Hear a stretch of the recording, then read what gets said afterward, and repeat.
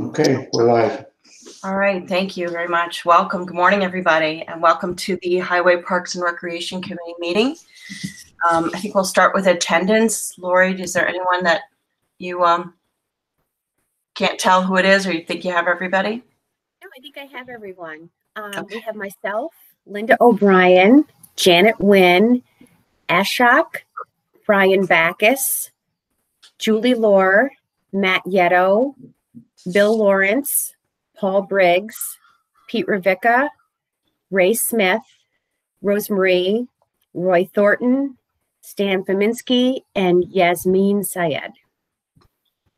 Okay, thanks very much. Can we start with approval of last meeting's minutes? Can I have a motion to approve? No problem there. Motion to approve. And a second? Second. Okay, all in favor? Aye.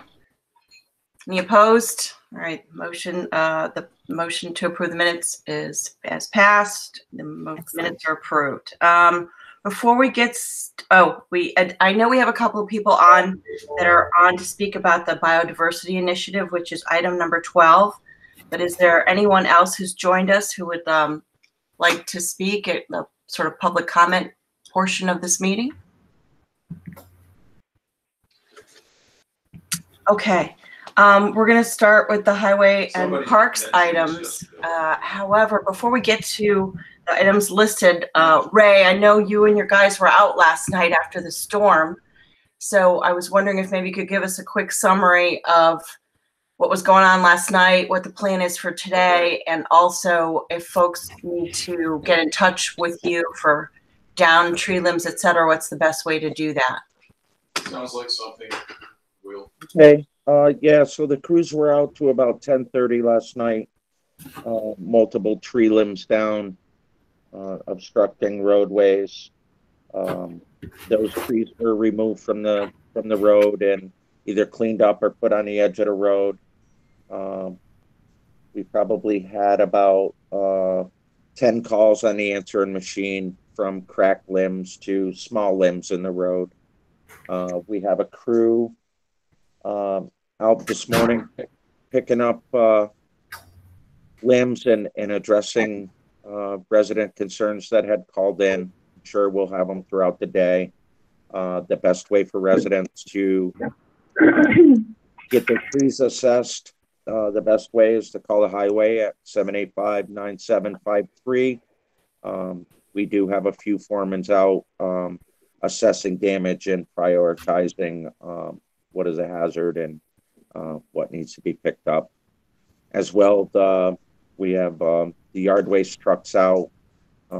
They'll be picking up debris that residents put out by their cans for a short period of time, and then reporting anything that's too large for them to pick up to the tree crew. So we're trying to address that as we move forward. Okay, thanks, Ray. That was quite a storm, and I know you guys were out, so thanks to you and your crew for being out there and addressing that. So we can start with first item on there on the list is yours. Okay, number 3 is just our monthly water breaks, one related cut in the water department, and the bill is attached. So moving forward, that is just our monthly thing. Number 4 is a drainage update on Regent and Plum. The drainage update, we called locations in last week. The crews are up there trying to identify utilities as we speak, to try to put that pipe in at an angle to try to relieve the flow and bottleneck there as a temporary, hopefully solution, maybe a small part of it. I think there's a lot to go there, but they are currently up there locating and coming up with a plan as to how to move forward with that. So Ray, this has been an ongoing issue, right? And there was some discussion. I know I followed up with Josh and Matt about prior discussions about some engineering study to address this issue. So we'll still have to follow up with that, correct? Yeah, that would be my recommendation. We're just trying to come up with something to relieve the pressure there. You know, I don't think, I think the study would be beneficial to the neighborhood. See, thanks for that stuff. We're coming up with Matt, you're on, right? Matt Yetto? Yes, I am. Matt, you have some familiarity with this issue, right? Yeah, we did an initial assessment years ago, and Josh and I have been working to come up with a request for proposals to send out to engineering firms as far as the scope of how far we want to go out. And I know Josh had reached out to at least one firm for a price, and we're trying to fine tune it and get some more prices from other firms. Yeah, this seems to, it's a real issue. I went over there the other day. I couldn't believe what happens over there in terms of the water. Yeah, it's a larger scale problem than just one intersection. So you have to look at the entire area. So trying to figure out the extent of how far we have to go out with the assessment. It's beyond what we can do in-house because of the size and the number of meters and staff to be able to do one evaluation for the entire area at one time. We don't have the resources to do it. So that's what we're looking at, getting an engineering firm to come in and just do it all at once. Okay, thanks, Matt. Yep. Okay, Ray, we're on to paving. Okay, so number 5, a paving update.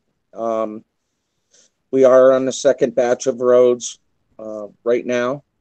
The crews are actually in front of Matt's house right now. That's why he's stuck at home. But they're paving Rose Hill this morning. Rose Hill's a large road. It'll take them some time, but we're looking at getting Rose Hill, Mountain View, and possibly Fernwood today. If not, it'll be Fernwood, Apple Tree, and Hickory tomorrow. So depending how today goes, the weather looks good. Due to the storms, we had to go up and re-clean the road this morning due to the debris on the road, but we're in pretty good shape there. So I think we'll move forward. And then upon the completion of them, in coordination with the Water and Sewer Department, we'll be starting the next batch of roads, which is Stark Avenue, Cunningham, Hexham, West Home, Thackeray, Stafford Lane, and Cheshire. So we're on track there. We got a tentative date for either the last week of August or the first week of September before the holiday to get that next set of roads paved. Okay. Great, thanks. Number 6 is going to be fleet and equipment. A purchase of a trailer to be used by the highway department. The dollar amount is $6,895. I have this money in my budget. This trailer would be used for moving small equipment around, road cut saws, stuff that we use on the road for multiple crews, and also would be used for, we're trying to establish, with all the events going on in the barricades and the road closed signs and stuff, that we've seen more currently than we have in the past. This would enable us to kind of set up a mobile unit to be able to disperse this type of stuff.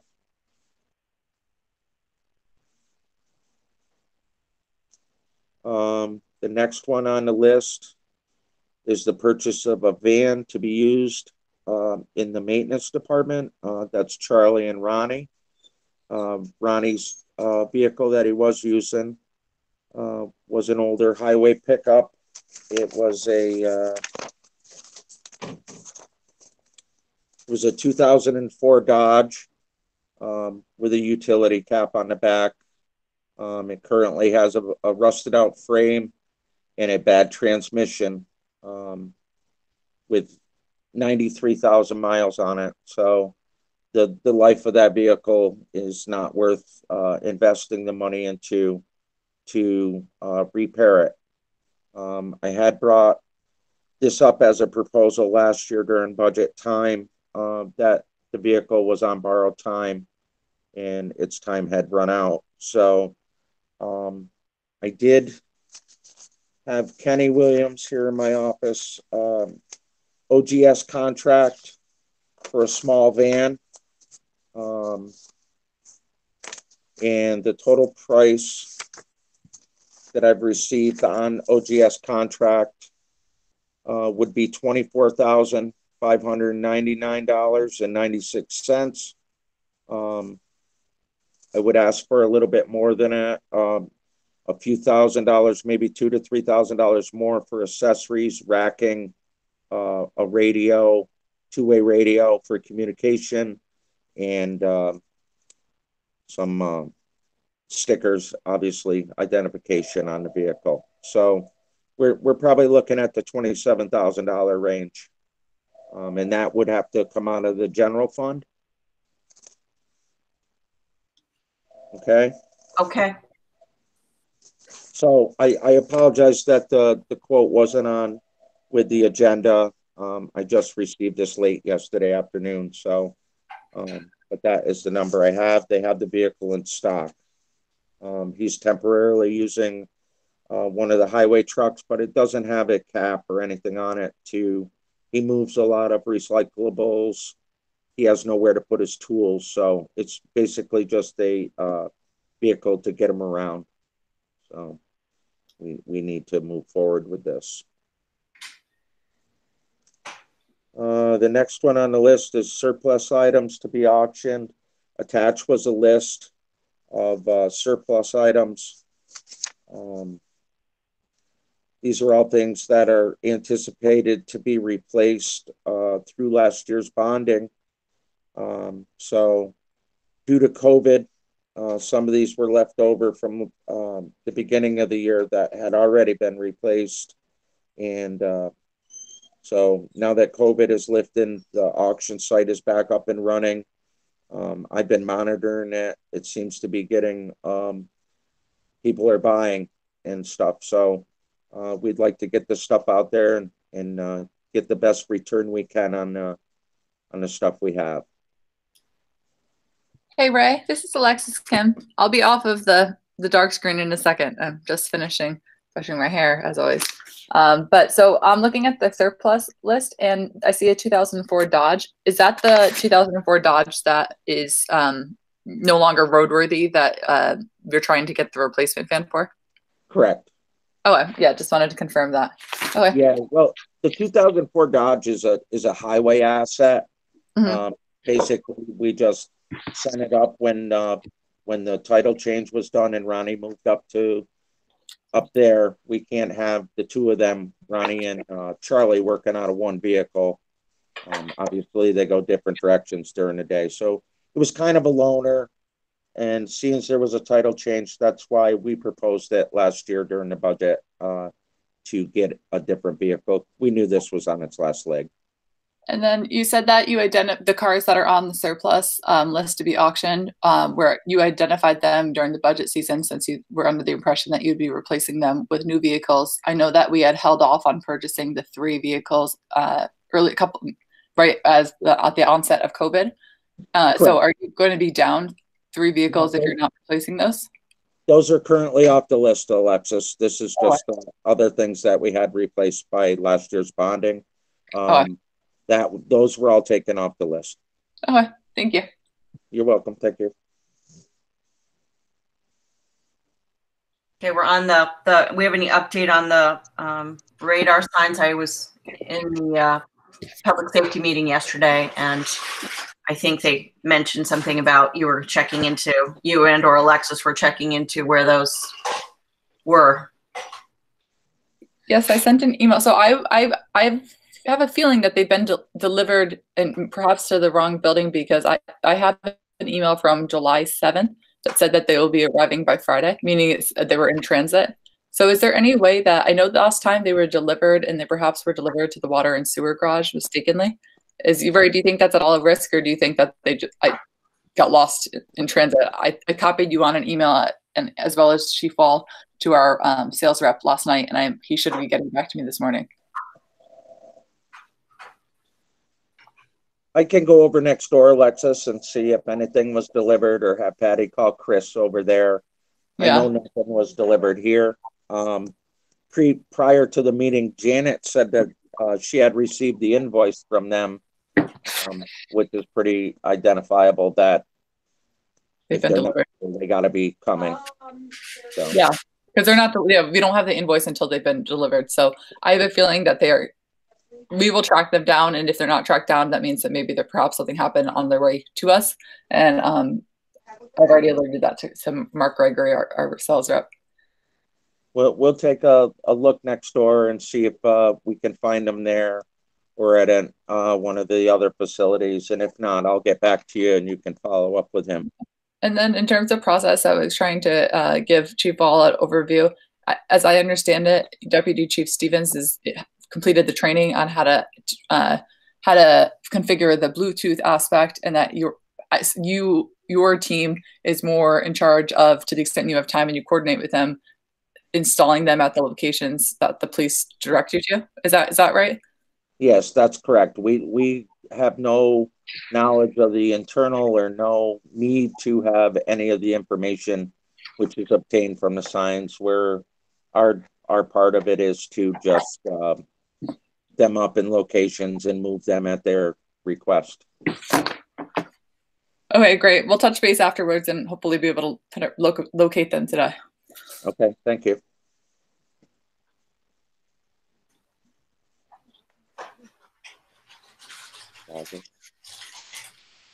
Number 7 is a Gas Island update. I know Matt and Josh was working on this, so I don't know. Matt, do you want to speak of this?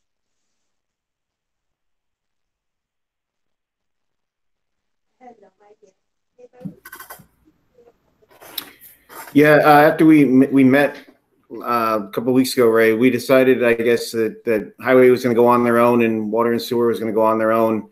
So we've modified the project to install the gas tank at the water and sewer garage, and because I know you had concerns about the location on the highway property. So Josh met with the contractor. We modified the scope of the project, and we're doing some money transfers to offset the cost. The tanks are expected for delivery, I think Josh was saying yesterday, the 18th of August. Okay, so did it prove to be okay to do it this way? Were you able to get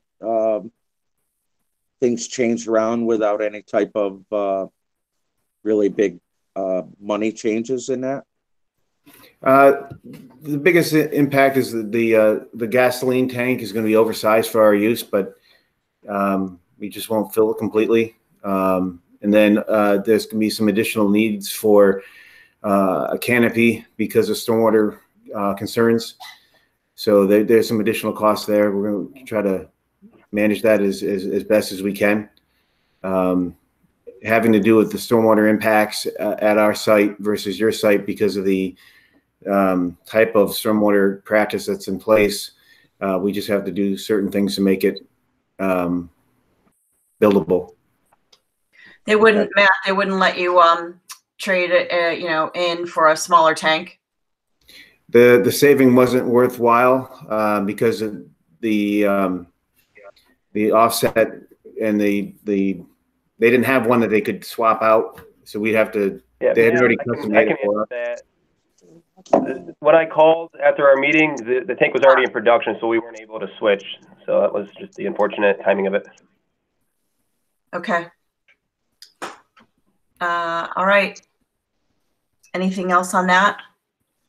Yes, Matt, can I just remind you that I'm going to need a final figure by August 20th for budget mods to go on for the town board meeting?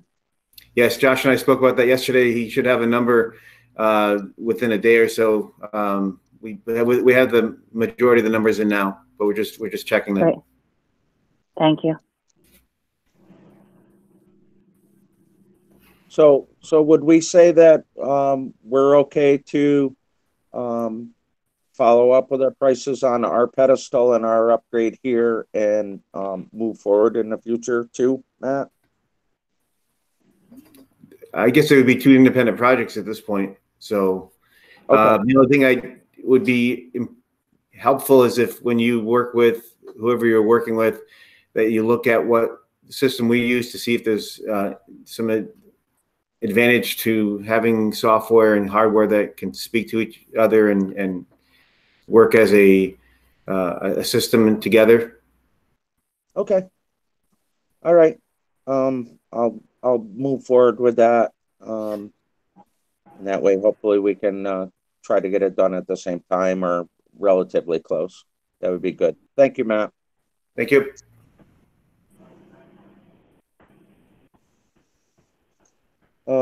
Number 8 is the automated lock system for Town Hall.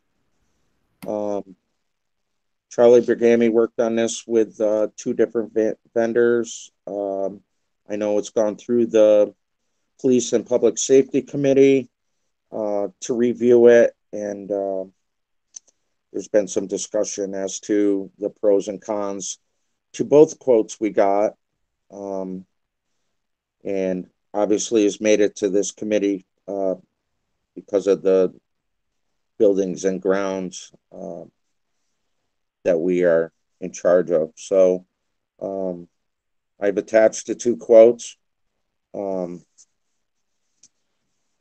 You'll see the difference in price. The one that was the recommended one was actually the higher price due to a multiple of reasons. One of them being there's no monthly charge for monitoring or storage of information.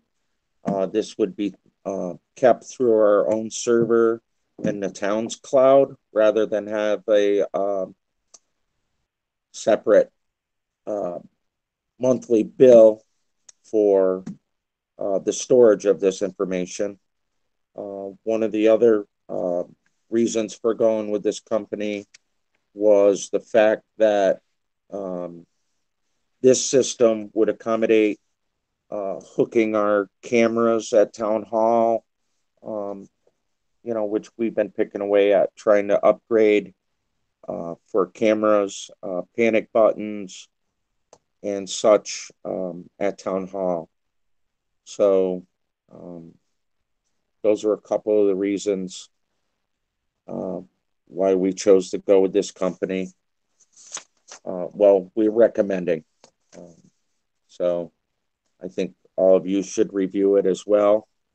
Those are our recommendations. Yeah, and I saw that it was already recommended by Public Safety. We've been talking about this for a while. They made the recommendation yesterday. I know, Charlie helped get this together. It makes sense long term. The Sonatrol has the monthly fee, which will increase over time, of course. And as you were explaining, the TBS system, which is probably why Public Safety recommended it and why you also are recommending it, has the ability to integrate other systems and just makes sense. Loss long term will be a cost savings long term. So thanks for that, Ray. You're welcome. Number 9, update on new hirees. 2 of the 3 that we had hired have started and are working and are working out fine. We're pleased to have them with us. The third person that we accepted application and passed the board resolution has decided to not take the job for his own reasons. So we have re-interviewed some people that we had currently interviewed, and we're looking into interviewing a few more. And I hope to have a name for you to, by the end of the month for the town board meeting as a recommendation, just to fill the third spot. It's not additional. It's just a replacement of what we had originally asked for. Gotcha. Lastly, I just leave it on here, but we still have one employee out on workers' comp. And I will meet with Janet. I know we discussed dates before.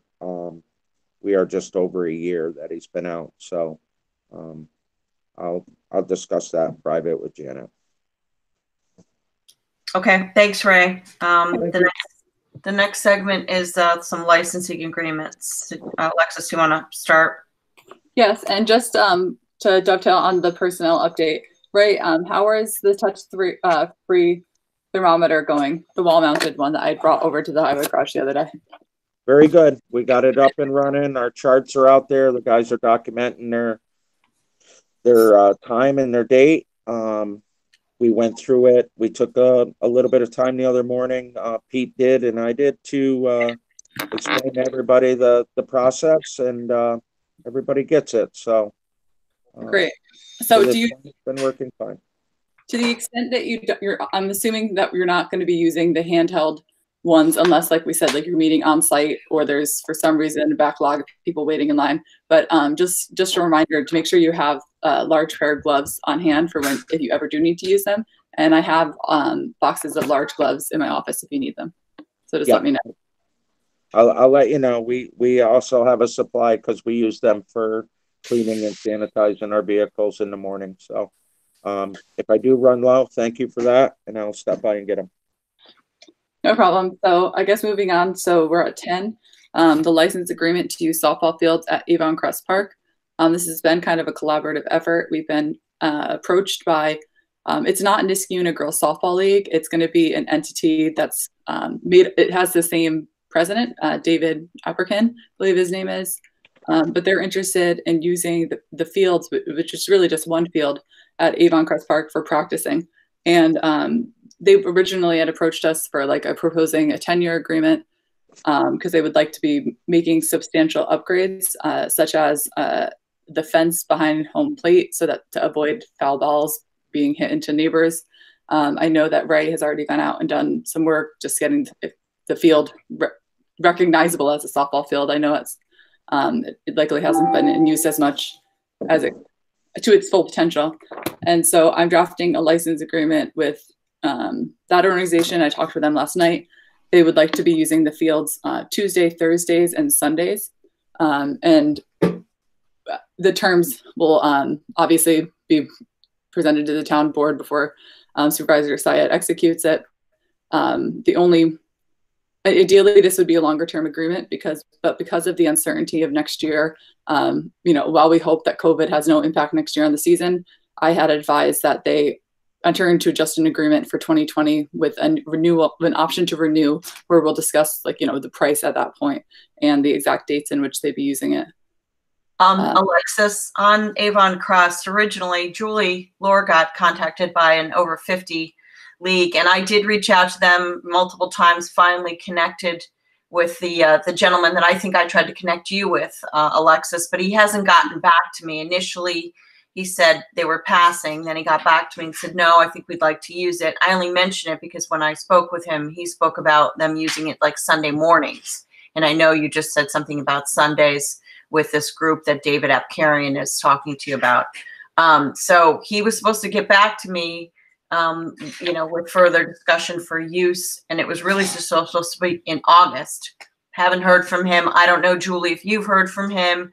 And Alexis, I don't know if you ever connected with him, but I chased him down repeatedly. And, we had a couple of conversations and we left it that he was going to get back to me, but I haven't heard back from him. I haven't heard back from him either. And he was very persistent, like a month ago when he was really trying to make something happen. But I don't know if he just lost interest, but. Well, as I said, I had a conversation. We had a conversation. They had been playing in Albany. I said, look, we've done, Ray's done all this work to the field. I sent him some pictures. He said, all right, well, I think we're okay. And then a few days later, he got back to me. He said, no, I think we're interested. We talked about, you know, what we thought it would cost.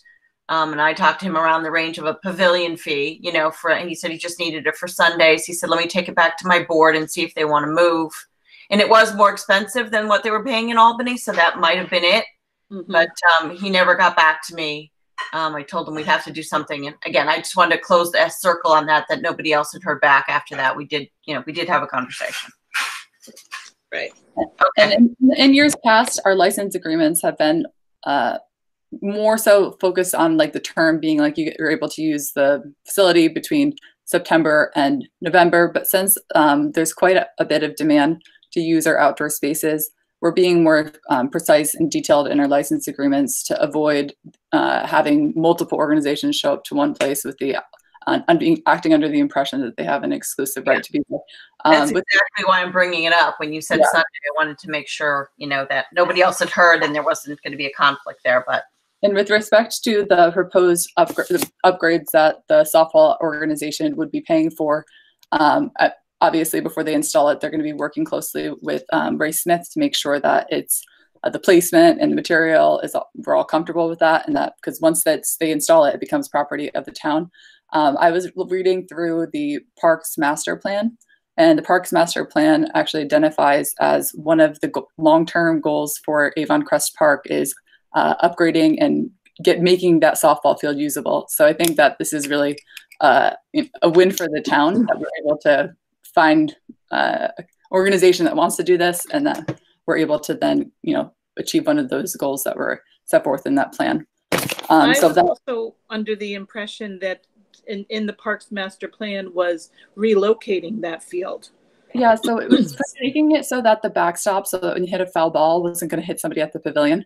And it was repositioning it so that home plate was more like back-to-back with the tennis court. You can envision it. So I think instead what they're doing is like a very large fence to prevent that foul ball issue. Okay. Yeah.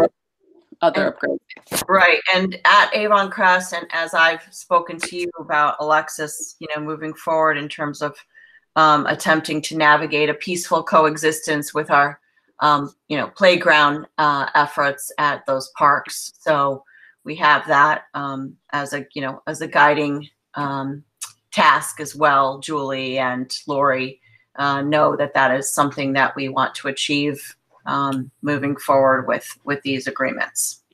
But hopefully it will have a side effect of reducing the vandalism that we've already identified as, you know, Avon Crest Park is known to have some vandalism, maybe the fact that people are using it more, and we're very cognizant of the fact that there's limited parking.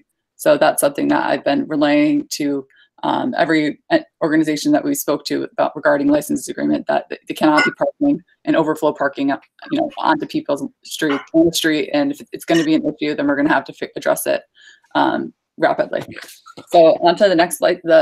Hang on, excuse me, just one more thing, Alexis. So part of the licensing agreement for them using Avon Crest, can it be written that our 5-week camp program from 9 to 12, they cannot be there?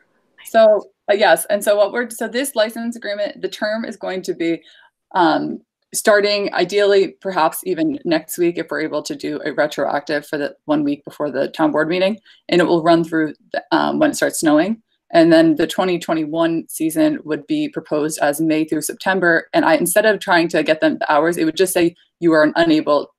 It's May through September with a 6 week break during the playground camp. That way we just avoid altogether the issue of them riding too early, and you guys can just breathe easy knowing the playground camp is just yours. Okay. And our program's only 5 weeks, but 5 weeks. Perfect. Yeah, that would be great. And we really need to look into something like that for River Road Park as well. Yeah, so I like I said, I'm cognizant of the issues, and I want to prevent it from happening at Avon Crest in light of the fact that we already know of a potential pre-existing one at River Road. Yeah, we're all on the same page, Julie. We're all working towards that. We'll do the best we can, but we have that at the forefront, and so that'll be part of our negotiations for sure. And that would be great. The next one is the license agreement for use of soccer fields at Center Road. As you all likely know, we entered into Niskayuna Soccer Club. That was from April 1st through June 30th, I believe, and they were unable to use the field at the time. And as I understand it, we're perhaps not moving forward with the town's soccer program. So Zenner Road is a hot commodity in that we've been approached by multiple organizations to use those fields for various purposes, not just soccer. So Firestorm is a Capital Region soccer club. It's open to students, I think it's ages 8 through 18, all around the Capital District. They're not doing any tournaments. They would just like to practice at 2 of the fields at Zenner Road on, I believe, Tuesdays and Thursdays from 5 p.m. until dusk. I explained to them that since this isn't exactly a Niskayuna only program, that the licensing fee would have to be increased to reflect that. They have agreed tentatively for just the 2020 season, which would be approximately 12 weeks, to licensing a fee of about $4,000 just for 2 nights a week, 5 p.m. to sundown. I've already been in communication with Niskayuna Soccer Club, who own the soccer field, the goals, and they will work directly with Niskayuna Soccer to rent or somehow compensate them for use of the goals, or else they'll pay that money to us, and we will apply that towards the outstanding license fee that Niskayuna Soccer owes us. They don't need to use the bathrooms; they just need to use the fields. So I think this could be a good arrangement, given the fee and the fact that it's only 2 days a week, and they want this to be a 3-year term. Yeah, no, it's an excellent agreement, as you said, and we, as everyone knows, the town lost a lot of revenue during, COVID and the inability to rent pavilions, et cetera. Great work by you, Alexis. And I know the Niskayuna Soccer Club is, amenable to, to working with us, with them on the goals, et cetera. So thank you for that. Yes. And the majority of the kids are Niskayuna. So I know that one of the concerns was, we're bringing in people from all over. The reason why they're having it here is because a lot of the kids are from Niskayuna who participate. So that's one license agreement that you'll be seeing on the agenda. The next one, so we executed that license agreement with the DAGS basketball for use of the Avon Crest Park basketball courts. In that, it had the ability to renew through Labor Day, so 5 additional weeks at the same cost that we charge them. I spoke with Steve Daggs over the weekend, and he was amenable to, no need to change any of the terms. He's willing to pay an additional $2,500 for 5 more weeks to use it Monday, Tuesday, Wednesday through Labor Day. Yeah, and I'm going to connect with him on that check, Alexis. And he's been very, very enthusiastic and very good, I think, about using those and using them in a manner that isn't disturbing any neighbors. And he has a key to the bathroom, and I think he's been keeping them. Julie, correct me if I'm wrong. When he locks up the bathrooms at night, you don't have any problems the next morning when you've gone to camp. No, we haven't heard of any problems. Okay, so I'm glad to hear that. So that agreement, since it has an automatic renewal, it doesn't actually require any further town board approval. Right.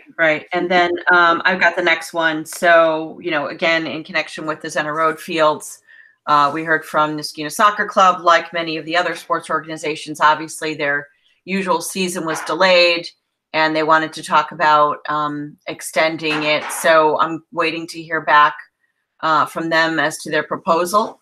In terms of time, the extension of time during which they'd like to use the fields. They're aware that Firestorm is interested in using 2 of the fields. It won't interfere with their use. They mainly use the fields that are, closest to the bike path, not the ones that are closer to Balltown Road. So there's space for all. So just waiting to hear back on that. And as Alexis mentioned, the licensing fee, like many of the other organizations, have been delayed because they were delayed in terms of, their usual revenue, but they're working on that. They're going to get back to us with a proposal on that. Alexis, I sent you a long list of questions that they had. I know there's a couple Janet, one of them, if you're still here, you might be able to shed some light on. They raised the issue that they have a new treasurer. The treasurer was reporting that their understanding was that the pavilion there, and Ray, you might be able to confirm this as well, is ours, but that they are still getting the National Grid bill for electricity, and not that it's a big thing, but still they were wondering why that worked out and why they're getting that bill. So I don't know if anybody has any insight on that, how that worked out, why that worked out that way, if that's correct. And it's not a term that's in the license agreement itself. So that's why it kind of caught my eye too. So I don't know if Supervisor Syed, I know you were involved in those negotiations, or if you know for whatever reason why they would be paying or assuming a National Grid bill that purportedly seems as if it should be belonging to the town. I do not. It's a good question. Yeah, so I don't know, Ray or Janet, if there's some historical, information on that, but I said I would, that was one of the items that they wanted me to look into. The other was, Ray, were we watering the fields up there during COVID? Or how does that work? At the soccer fields? Yeah, at Center. The irrigation is on now. When we assembled the irrigation, we had some broken pipes from the winter. Okay. Charlie has since rectified that. They had emailed me too with concerns about the water. And Charlie got that hooked up, and it is working. Okay, I think then you've confirmed they thought there was some time period where it wasn't it wasn't working. So you've had some conversations with them about that, and now it's working. Okay, again, also because part of the licensing agreement is they pay the water. No longer. They used to. We do. The last lease agreement, it was changed. The town pays for the water, and they pay for the NIMO. Not according to the last agreement I read. Unless they're missing an addendum or something. I mean, the agreement that we have is from May 2019, and it says the club shall pay for the water as follows. In 2019, the club shall pay its prior proportionate share of 30% of water consumed in 2018. Thereafter, the annual fee shall include water consumption. So unless that you may want to review that. They were going to pay the remainder of the following year when we sat and negotiated that, and then they were paying no further water bills from that point. I would review that. Yeah, hunt down an addendum maybe, and I think maybe Councilwoman McGraw was involved in those negotiations to the extent Supervisor Syed doesn't recall, and we'll get clarity on that point. I believe in the agreement they pay the NIMO bill at the soccer park. Yeah, that might be an addendum that I didn't have a copy of. So Lori, you printed it out for me. Remember the other day? You printed out the version of the licensing agreement with the soccer club that you had. It wasn't in there, and certainly the person I met with from soccer club it didn't seem like they knew about that either. It seemed like they understood they were paying part of the water, and that's why they asked me about the water issue. And they also were questioning why they were paying the National Grid bill. So if there's an additional addendum out there to this agreement, I guess we better track that down. Rosemary, do you know everything I had? Yeah, thanks. Okay. Do you know Mike Tarzak? Yeah, I know him very well. Yep. Yeah, Mike negotiated the last one. So keynotes like that, if you know him, you may want to reach out to him. I will. I'll talk to him, and I'll talk to circle back because we have some questions to answer. So with the other party I was speaking with respect to that. So all right, we'll get some clarity on that. Again, I might have to follow up with you, Janet, to see if you have any of those agreements or what your records show in terms of water payments and or National Grid payments on that. That might help. I know there was change in concerns when we did it. Sorry, go ahead, Janet. The license agreement that I'm currently looking at is dated May 2nd of 19. Is that what you have? Yes. Okay. And it does say that after the 1-year term, the annual fee will include water consumption. After in 2019. That's the latest one that we have. I don't believe that there was anything negotiated after that. Yeah, that seems consistent with my conversation with them, but we'll I guess we'll seek further clarity on that. And again, is that consistent with the records that they're paying water, Janet? They've been paying water, and that, you know, and then I don't know again about the National Grid issue. The agreement does not provide for them paying that bill, and according to them, they are paying for the National Grid bill at the pavilion. Yeah, I couldn't speak as to the National Grid bill. I wasn't aware of that, but they did stop paying their water bill. I mean, they did pay I think it was 1/3 of arrears from 2018 or 2019, 30% of the water consumed in 18. And then we stopped billing them for water because then after that it was included in the annual fee. I was not aware of the National Grid bill. I can go back through some of Nancy's records and see if we were paying that at one point and switched over to them, but I wasn't aware of that. Okay, if you could take a look at that, just because I said Sure. I would, and I'll have some further conversations as well. And then the last item on their licensing agreements was with the lacrosse club. I did have a conversation with Steve. What is his last name? Last night, the former town board member. His name is escaping me, but he's the head. What is it, Alexis? Were you guys saying the cross? Is it Scardino? Yes, Scardino. Thank you. Nanny's here, so I'll be right back. I'm just okay. dropping. Go ahead. So I spoke with Steve last night because we have some licensing agreements in place in terms of the lacrosse box and field use at Avon Crest, and Steve was giving me some, filling me in on some history which I was not aware of, and we both agreed we were going to do some due diligence, both of us. So I know I was going to have to follow up with you, Janet, in terms of any historical records. He said that they, put in a substantial amount of money into some lighting at the box, and also at Avon Crest Fields. I said, I'll look at what we have on our end, and I asked him to do the same. I said, if there are records from the club in terms of these investments that went into, and made the basis of our current sort of licensing agreement, I'd like to, we need to sit down and look at those. And we're going to sit down and look at those very soon. However, in terms of the box, I did say, look, I asked how that originated, why that came to be, why the continued use is important. And we did talk about the fact, as Ray well knows, the maintenance of that box is substantial, that the plexiglass panels and the other panels are, constantly being damaged, and whether it's lacrosse or vandalism or a combination thereof. I mean, I don't think we'll ever really know that, but the fact of it is, it gets damaged and it's expensive, and the town, under the current agreement, seems to be responsible for, again, depending on what it is, for upkeep and replacement. So we actually started a conversation also about other materials, like rubberized materials.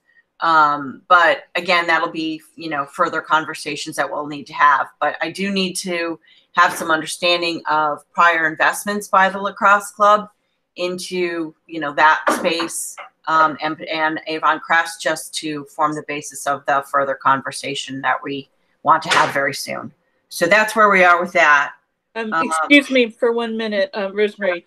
Just for clarity, is it Jeff Scardino that you've been talking with? Yes. Okay, I just wanted to. I'm sorry. I said, I totally blanked on his name, even though I know him. And it turns out we go way back, and I wasn't making the connection, but all of a sudden his name just went out of my head. So thanks. Yes, that's him. No problem. All right. So anyway, that's where that is. But obviously we have the combined goal of getting the kids back. That's what we all want. We want our kids back playing sports. Really important and good for everybody. So we're working together towards that goal.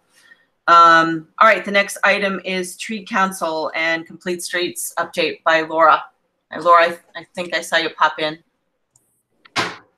Yes. Hello. Hi. only have just a follow up to the tree council conversation that we had before. And maybe Ray, you and I could just meet offline and just take a look at what the fall budget is so that we can get an idea of what possible trees we could do when the weather starts cooling off. There are a couple dead trees in Blatnick Park that if we have the money, I'd like to replace. And we had talked before about the sign. It's still a ways out. I just want to keep putting it out there because it's going to creep up on us pretty quickly. And Complete Streets was just really excited about the bike path being paved and very appreciative of the highway on that. And they don't have any like major things that are going on right now, except we talked about this a little bit, maybe here, maybe at economic development. This fall, I think they want to do some outreach. So they want to maybe put down some treatments like traffic calming treatments in Old Niskayuna. You can do them with hay bales, like put in little chicanes with hay bales and stuff like that. And then just do like an email blast to people saying, hey, we've put some of these treatments up, drive through them, give us your feedback, which ones you like, which ones you don't like. So that's probably going to be fall. And the other thing they wanted to do was work on a like a route that is going to follow the Complete Streets map and blast that out to people and be like, hey, bike this, walk this, give us your feedback on anything, you know, that feels good, could use improvement, whatever. So those, because we can't really do a bike rodeo or anything that's super public, that was just the way that they felt would be good outreach and interaction with the public this fall. The other thing that they've been working on is, like, we've had a couple meetings with the county on finalizing crosswalks and the sidewalk on Knott Street. And so we had another good meeting with them on Monday, and we're working on some pedestrian counts and stuff, especially in the area of St. Joseph's. But Ray, if you have the ability to do this, it might be helpful to just write a letter about your experience with the number of people that cross at St. Joseph's. I don't think the county is aware of how active that crossing is to get people to the Mohawk Hudson Bike Hike Trail. I could really use some support on that. And then you don't have any questions or comments on the sidewalk going in on Knott Street between Lexington and Baker, do you? I was gonna send letters out to people who live, there's like 4 or 5 houses right there.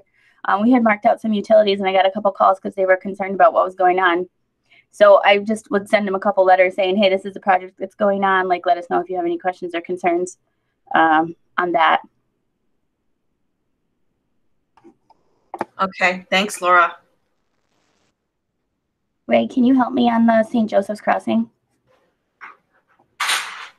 Yes, I can. I'll work with you on a letter or whatever. I know this has been going on for a while, but I don't know how we can collect data, but other than working in the area and identifying, you know, just how many people are around that intersection is great.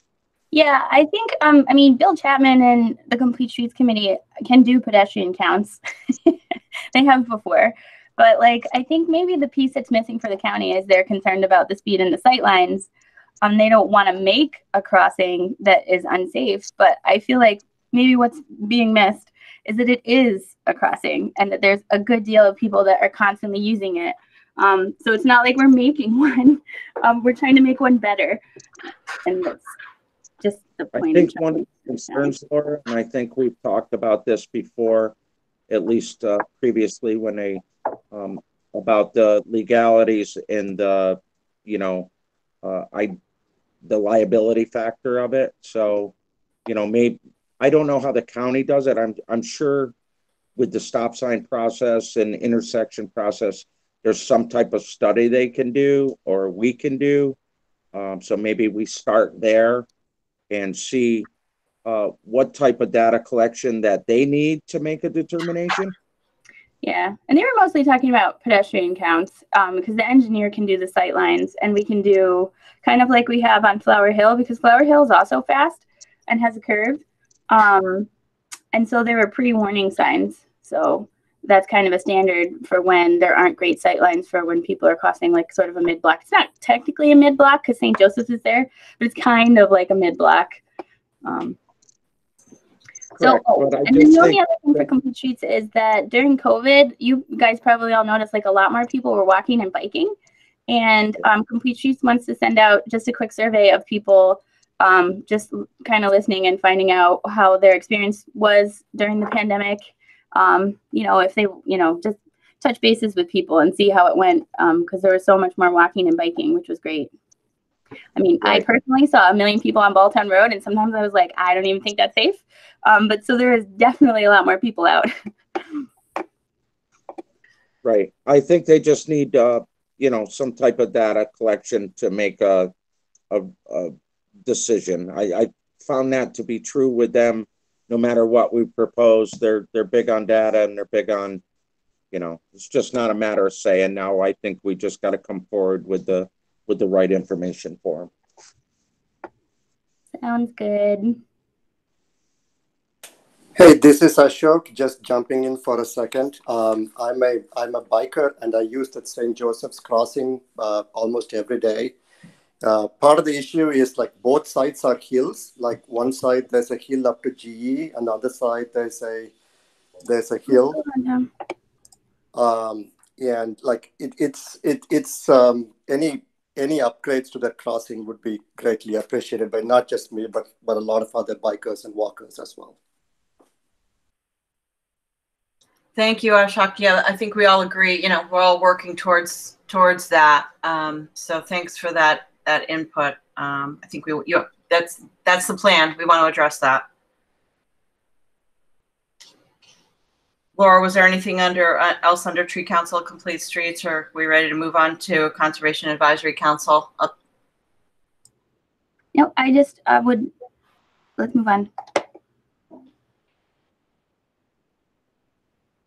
Move on.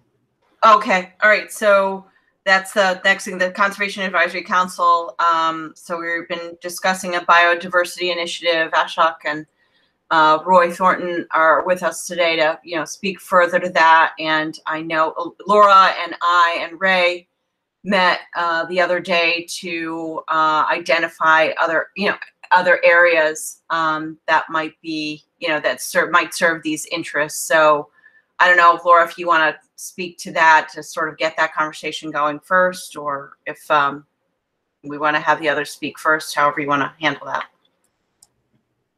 Well, I think that Rosemary and Ray and I had a really productive meeting. We were kind of looking at the different uses and trying to figure out where we could not mow as a trio, and how that the signage is really important. And I think that we identified a nice chunk of land kind of along the driving range as a really good first start, and it's quite a big chunk of land, and I think we'll still mow a path through it so that people can walk from like Catherine's Woods over. But so I think probably Ray can jump in here. The next step is to get that map, get it out to the people who are interested, start working on the signage, and then figure out when we want to implement it. But I think that we've identified a good chunk of land that we can try and go ahead and implement this. In Laura, didn't you talk about the group, the Conservation Advisory Council, sort of going in that area, either by letter or door to door, or whatever it would take to sort of promote what you're trying to do to get buy-in from the neighbors? Yeah, do the outreach. Yeah, so I think the CAC is more than willing to do the groundwork so that the neighbors all of a sudden aren't like, why aren't we mowing the park adjacent to their property? And as soon as like we're all in agreement and we have this map and you give us the green light, the CAC will go out there and start meeting with people. And maybe we could we bring that map up today? I know I'm going to attend the CAC meeting tonight for purposes of further discussion on this. I think it'd be helpful if we could show them the map of the area that we're talking about. Sure. Okay. So Roy and Ashok, I don't know if you want to jump in here. Again, you're maybe not really sure where the area we're talking about, but we did want to share with you that we've been trying to make some effort to identify space to address this interest.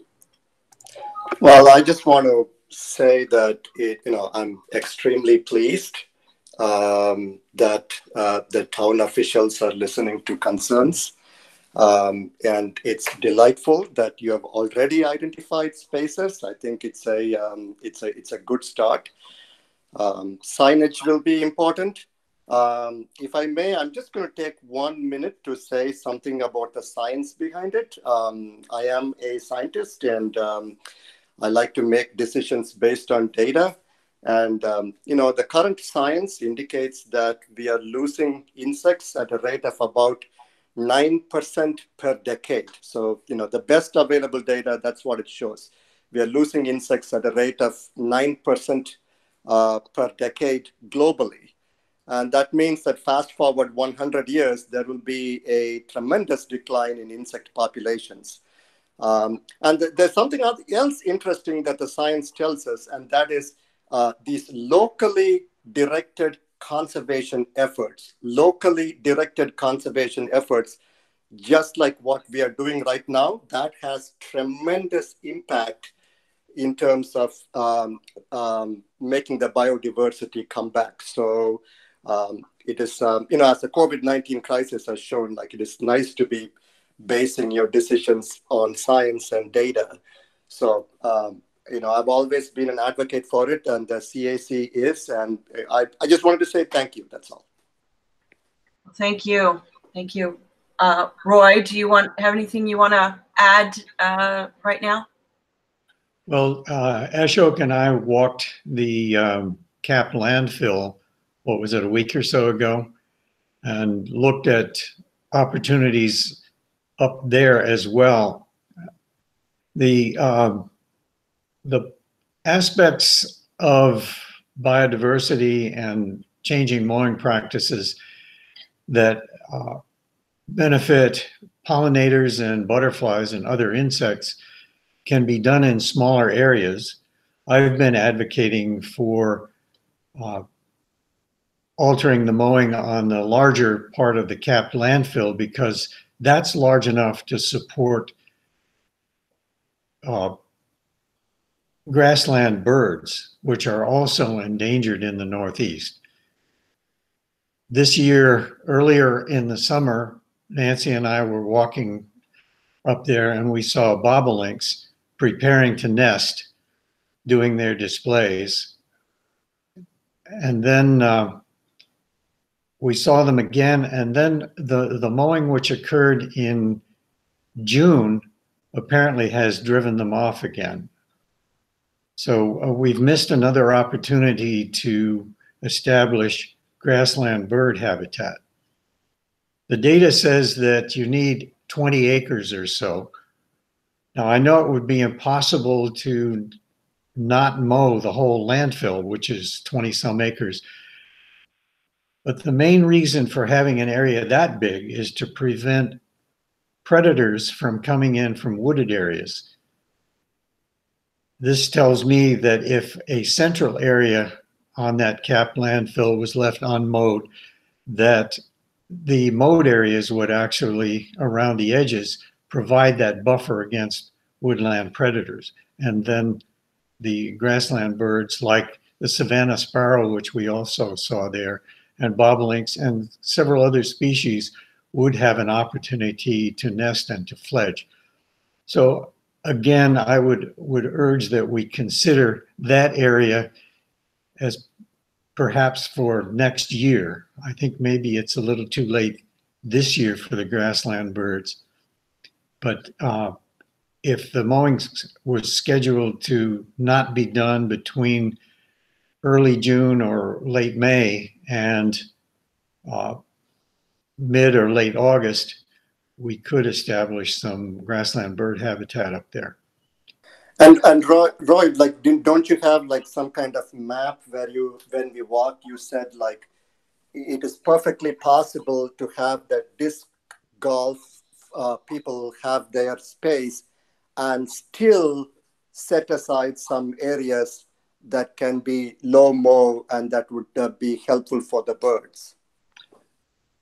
Exactly. I've included that in my presentation to the town, so that is available. If anybody else wants to see that map, I can resend it to those who are interested. Roy, why don't you send that again? I know I saw it. And why don't you resend that to us again? And again, as Laura's often, refers to, there are competing interests. And of course, we want to do our best to address those competing interests. And if we can, we will. So we'll work on that. And again, we'll speak further tonight about this additional area that we've identified. And we can, get into some more detail tonight. Oh, here's Laura. Okay. Before you speak, we're not talking about completely stopping mowing. We would still have to mow at some point through the year because our post-closure plan for the landfill requires us to maintain vegetated cover without large growth. Anything large, any tree or any large shrub could undermine the integrity of the landfill cap. So that's just something to keep in mind. Yes, no, that refers to those competing interests, Matt. Excellent point that, we have to balance all the requirements, needs, wants, et cetera, and find a balance. Well, for grassland, you want to mow anyway, though, because if you don't, it'll start to succeed into a forest, and then you're losing that habitat. So that's not a competing interest. You do still have to mow it. No, that would work fine. Yeah, we just need to schedule. So what we were talking about, I just do this. And Ray, if I'm drawing the line in the wrong place, just jump in. Again, I need a little here.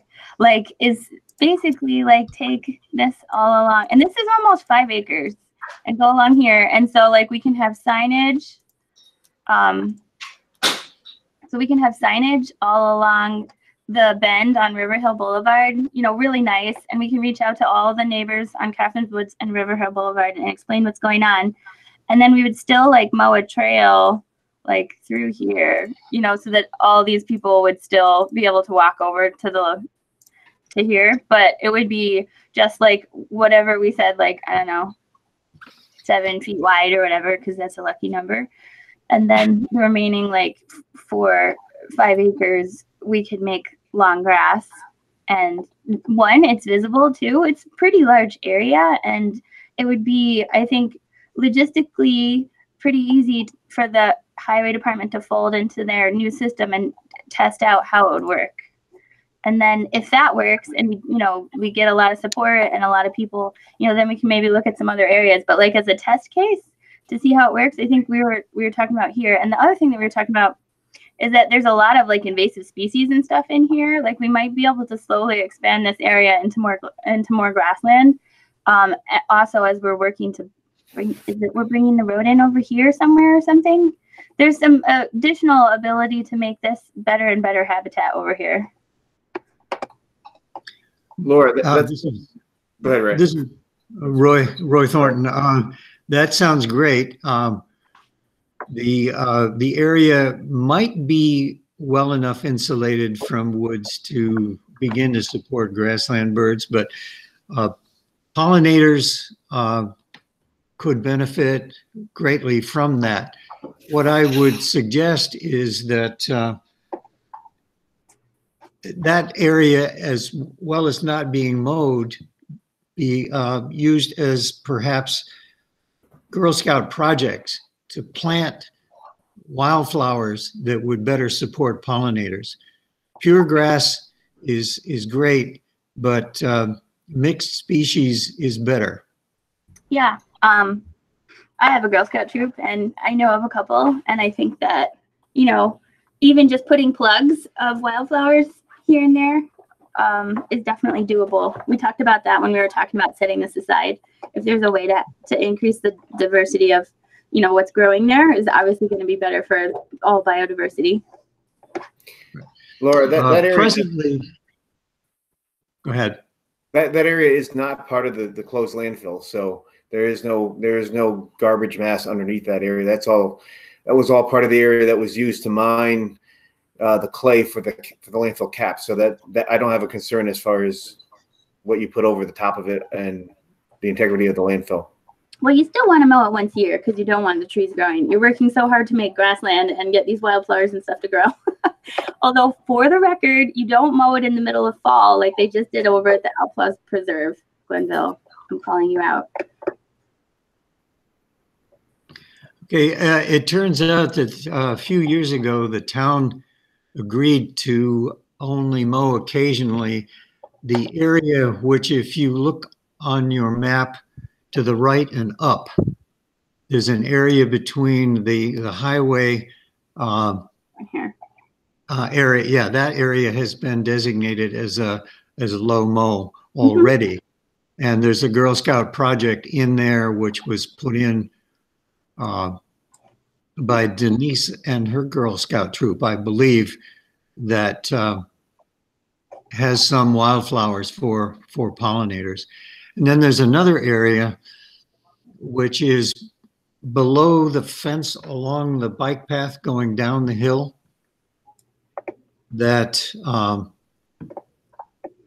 yes, and it's actually light gray. It's between the bike path and the river, a triangular area. That area has also been designated as low mow, which is also, you know, a beneficial area for insects and pollinators.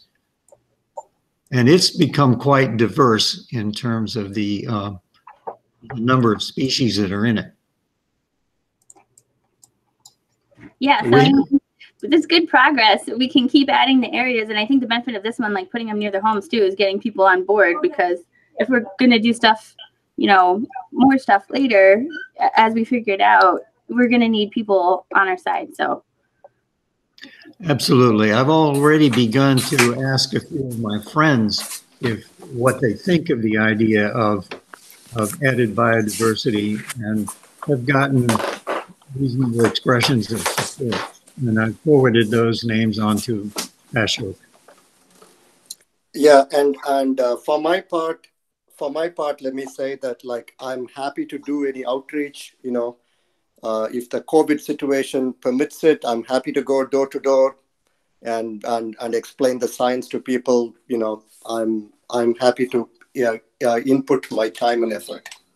yeah, Ashok, maybe we can talk about it at CAC. Like, we can come up with a draft letter, share it with Highway, make sure everybody's on board with the information that we're getting, you know, out to people, and then we can send a letter first and then offer to people, you know, that we're going door to door at a certain date or something, you know, so that it's not a surprise and scary, and they can reach out and be like, no, don't come near me.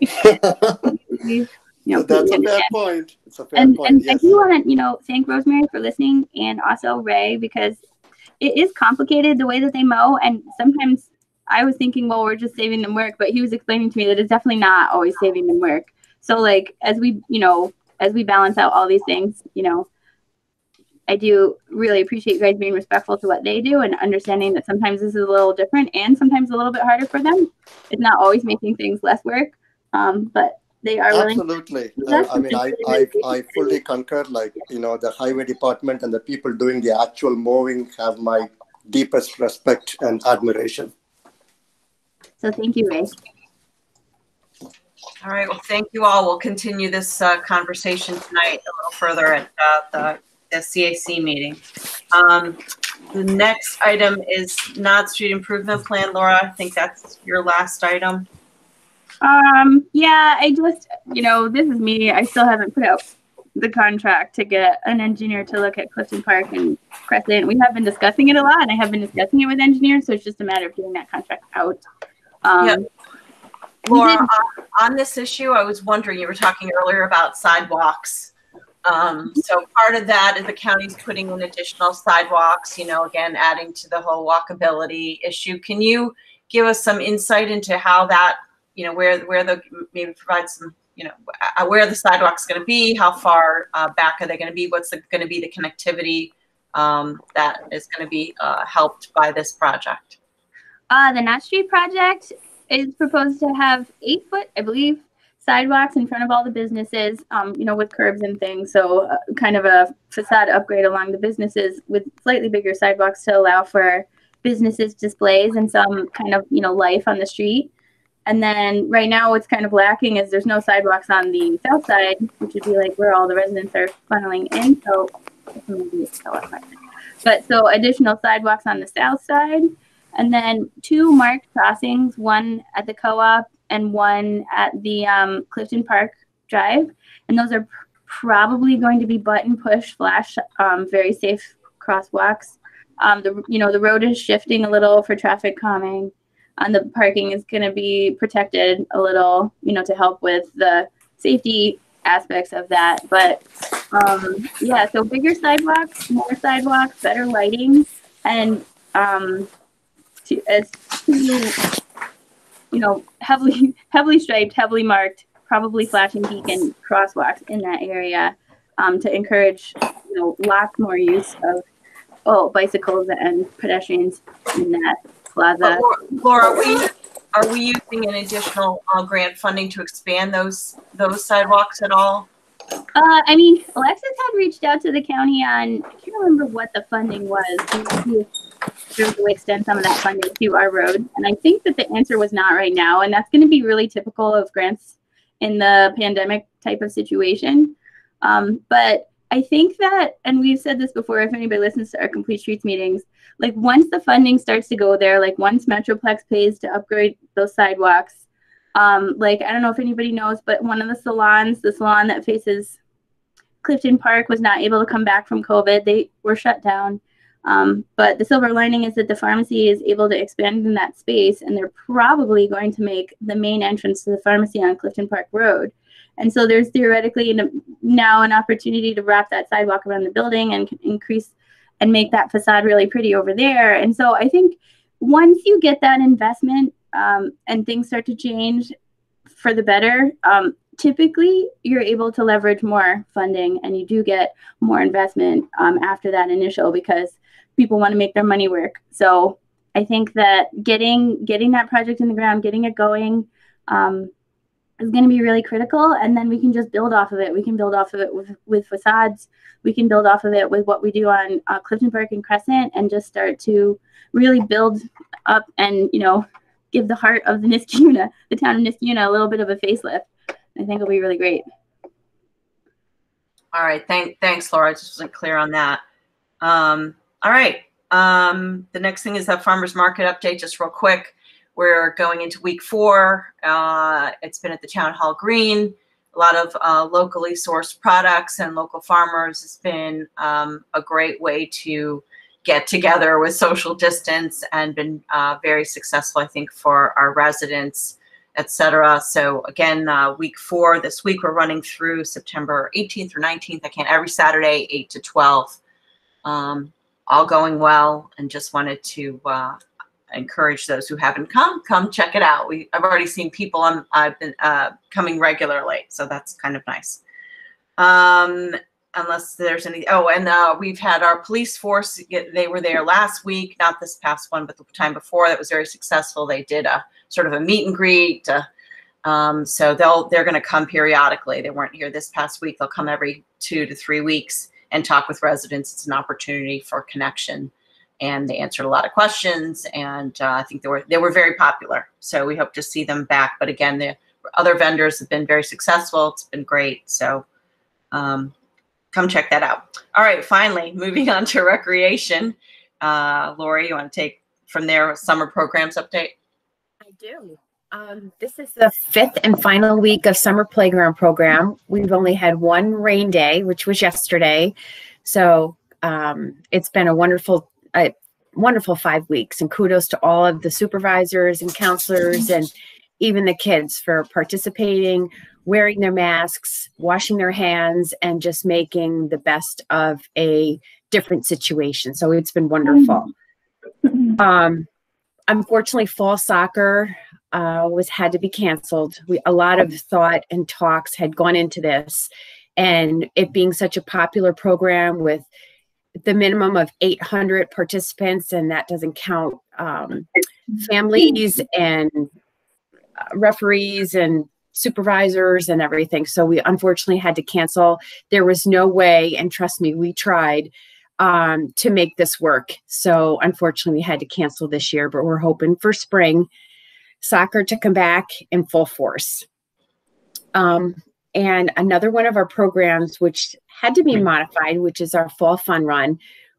This is going to be our 12th year. We didn't want to just let it go because it was a program that we just could not run in person because it's such a hands-on program, but we're going to do it virtually this year. So registration is going to be hopefully online today. It's for the month of August. All you have to do is run a 5K within the time period of September 12th to September 19th and submit your results. And everyone who registers will get a long sleeve t-shirt like we have given out in the past. So we're hoping that we'll have a lot of participants. I said it's such a great event that we didn't want to let it go by the wayside for a year. So we're hoping that this is a great alternative. And I'm just going to jump over the pavilion and concert, which Julie's going to touch on just to talk about the driving range.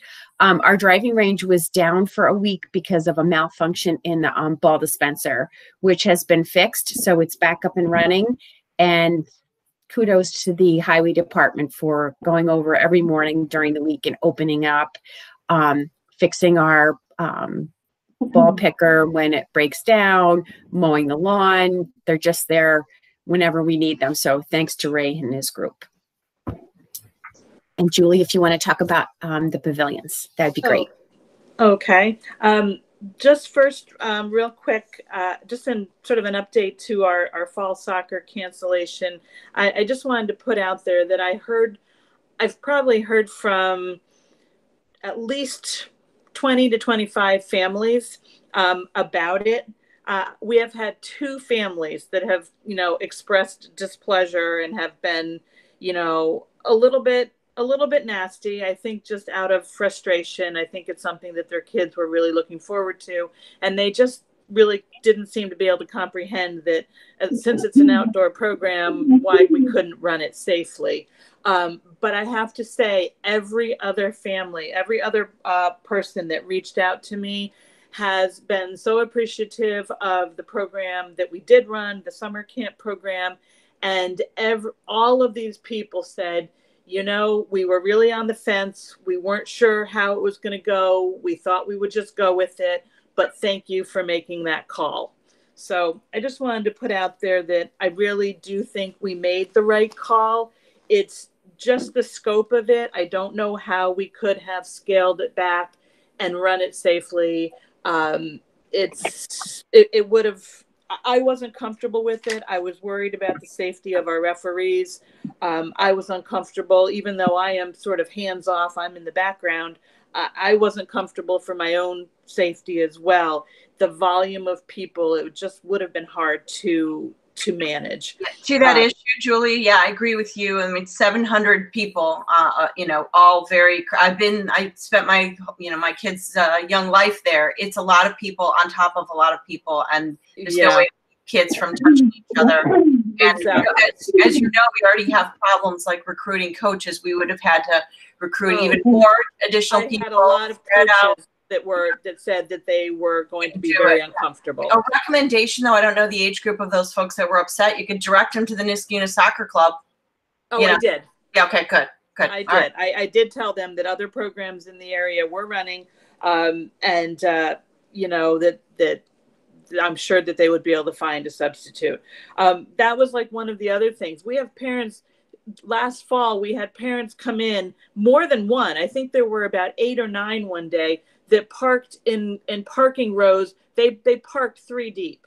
They created a 3rd row, blocking in a complete row of cars. I mean, people are just so, I don't know if it's Saturday morning and it's early and they haven't had their coffee, but if they're not even aware of the fact that they're parking cars that they're parking 3 deep and creating rows where there aren't any, how am I going to trust that they're going to be socially distancing and keeping masks on? And how are they going to drink their coffee with their masks on? And it would have been difficult, and I don't feel it would have been safe. So I think we made a good call. Pavilion rentals are starting to pick up a little bit. I think at this point we have 8 pavilion rentals between August and September. We're going to blast that out again so that people know that we are now accepting pavilion rentals. People are really appreciative of the fact that they can come and have an outdoor space where they can socially distance and still, maybe get together with friends or have scaled back, modified celebrations. So I think when we blast it out again and really remind people, I think they're going to fill up pretty quickly. The dates that we have left. Our concert series, this has been like one of the things I've been most proud of. This year, our attendance at the concerts has absolutely been phenomenal. It's been better than we have ever had before. We have had five concerts so far, and we had to cancel one because of rain. We even had one where it sprinkled throughout the duration of the concert and people just sat under their umbrellas. And the attendance has been phenomenal. I think when there's very little else to do, people are thrilled to come and just get out of the house and sit and listen to some music. We have 3 more. We added one at the end. We don't usually go this late, and it probably will start to get a little dark, and I have warned them. But this week, tomorrow night, as a matter of fact, we have Winchester and Young playing from 7 to 8. Next Thursday, the 13th, we have the Doc Benson Band. They were the ones that got rained out on July 2nd. So that's Niskayuna's own Mary Beth Archidiacono. And Tom Benson, who she plays with. So we're really looking forward to that. And then on the 20th, we added someone that we weren't able to accommodate this year, and that's Joe's Boys. And they're a favorite. They're really great. They love the crowd. They love performing for us. So they were thrilled when I offered them the option of coming. So it's just been great. I encourage people to stop by if it's nice weather. It's just the best place to be in town. The music has been phenomenal. I will be I'm looking for people to announce tomorrow night, next week, and on the 20th. So I'll send something out to the board members just to see if I can pick up 3 more concert announcers. Julie, I should be able to do tomorrow night if you want to send me the information. Just don't worry about tomorrow night. I'll take care of it. Just send me who I'm introducing, and I'll send you all the information. Okay. Yep. That would be great. Thank you. Sure. So that's I think everything. That's everything I have. Thanks, Julie. And then we had the senior programs, or was there anything else? Sorry. Councilman Jacob Jovanov, I just had a follow-up question about the pavilions. When is the end date for the pavilion rental season, Julie? It's always Columbus Day, Monday, which this year I think is Monday, October 12th. Okay. And I don't think that's set in stone. So if you see that there's still a lot of interest, and that it's a late winter. I feel it's always based. The highway department has to schedule getting all the restrooms closed and winterized, so that's where that date comes from. And it gets dark a lot earlier. I know this year is probably going to be different, but there just never in the past has been much interest beyond that. But I know that that's totally at the discretion of the highway department, because they've got a lot of work to close up all the pavilions and winterize all the restrooms. Understood. Thank you. All right. Thank you. All right. Senior program update. Hi, everybody. Still with us? There you go. Good morning. I'll keep this brief. We opened up on July 14th.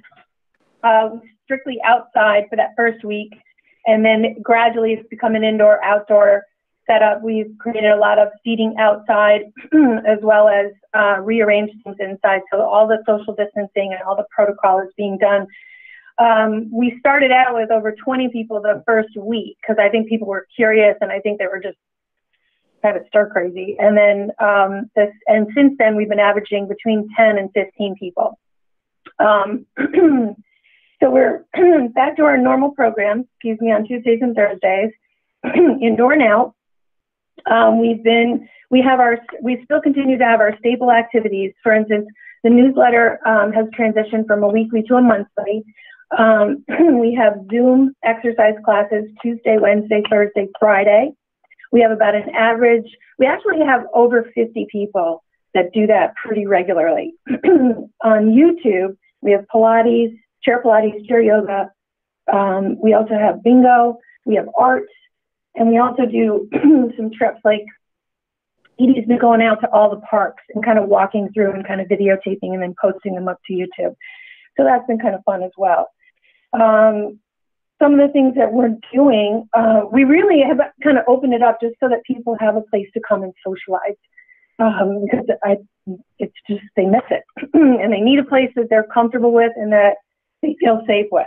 So that's our primary objective right now, socialization. We also are doing tie-dyeing with the masks. We have people that came in, they played cards yesterday. One of the women said, oh my God, it feels so good just to like shuffle a deck of cards and play. So it's just little things like that that people have really missed. They're allowed to bring their own lunch, and we have safe protocols for that. We don't have any food service. We're not addressing that right now. We have bottled water on hand. We also have started our coffee service. So Vito, there's no self-service, and Vito very kindly, we've set up a station for him, and he's jumped right in. He's owned it. So, and that seems to be going well. Everybody wears a mask all times, inside out, 6 feet distance, and we do temperature checks. So I think we're on, our paperwork is all in order, so that's all good. Other activities for August, and these things are they're virtual, so they're offered on premise, but they're virtual. And then if we get permission, we can post it to YouTube for access anytime. So we have birthday celebration coming up next week, or actually it's going to be Thursday. And we're playing catch up with 5 months of birthdays. We called co-op.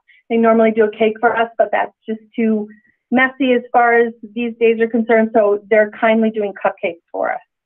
Then we have Blue Shield that's coming in and doing a yoga and meditation. We have Lester who's coming back from Cooperative Extension to talk. We have a girl who comes in, she plays the flute, and she's coming in on the 25th to do a little performance. And then in September, we also have the Alzheimer's Association, and we have a collage hour with Brookdale. So they're going to come in and do that virtually. 2 things that we haven't tried before. September 1st is Centers Healthcare, and on the 17th is Catherine from the county, Schenectady County, and they're coming in and they're bringing lunch. And so they're going to a vendor and they're putting together boxed lunches for us, and they're going to bring in we kind of set the number at like 25 to 30 depending on the day. We're going to get people to sign up ahead of time, and no walk-ins, that kind of thing. But I think it'll generate some interest, and we'll see what happens. But we've had positive feedback. Everybody seems to be doing their part, and no resistance, and so far so good. I think that's it. All right. Thank you so much. Anything else? All right. We need to set our September meeting. Alexis, when is our, should I set it for the 2nd or the 9th? When is our agenda meeting? And I can pull that up. I know public safety is September 1st, and Supervisor Syed, were these dates already set forth in the beginning of the year? I'm not sure if committees were. Maybe committees are not. They are generally, but our finance and agenda meeting in the month of September is on the 8th.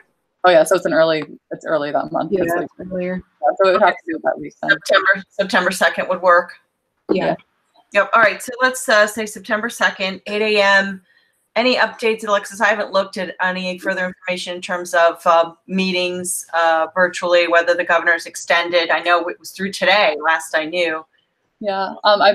If he's going to do it, or if he hasn't done it already as of 3 in the morning last night, I expect him to do it. But We have the software. I know some of the people on the town board on this call have seen how I have the webcam, but we ordered a much better and much cleaner conference call system that has microphones, Bluetooth speakers, and a larger camera, so that if people still don't feel comfortable attending in person, they'll have the benefit of participating in real time during committee meetings once we start to meet in person.